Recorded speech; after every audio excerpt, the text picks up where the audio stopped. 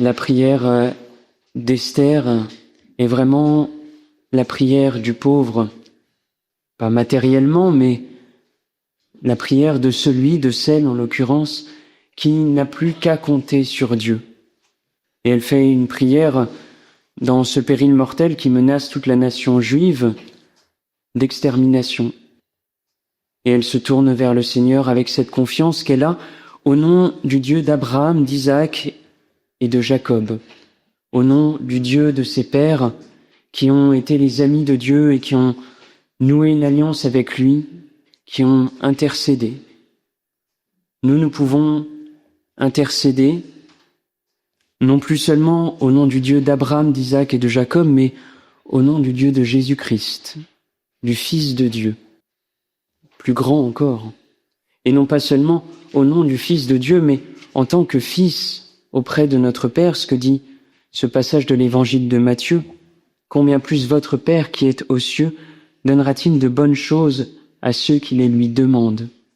Ce petit passage de Matthieu qui insiste vraiment sur la nécessité de la prière, il est comme encadré par des passages sur la conversion, de changer notre regard, la paille dans l'œil du voisin et nous avons la poutre.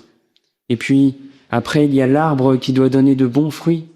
Et puis il y a cette demande, Seigneur, Seigneur, nous te connaissons, mais allez loin de moi, vous qui commettez l'iniquité, changez de conduite.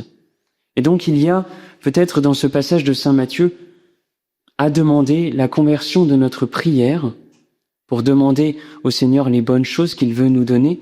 Et aussi, ce passage se termine par cela, la prière doit nous tourner vers nos frères. Tout ce que vous voudriez que les autres fassent pour vous, faites-le aussi pour eux. Voilà ce que dit la loi et les prophètes. Demandons avec la prière, d'aimer nos frères, vraiment en nous tournant vers leurs besoins, en faisant ce que eux souhaiteraient que nous fassions pour nous. Alors, demandons avec la Vierge Marie, qui est plus grande que toutes les femmes, elle qui a prié plus davantage qu'Esther, cette grâce de la prière. Elle a prié, non pas seulement pour que nous soyons sauvés d'une extermination, mais sauvés du péril de la mort éternelle, qui a été obtenu grâce à la mort de son Fils, ce salut qui est la résurrection, l'accomplissement du salut demandé dans l'Ancien Testament.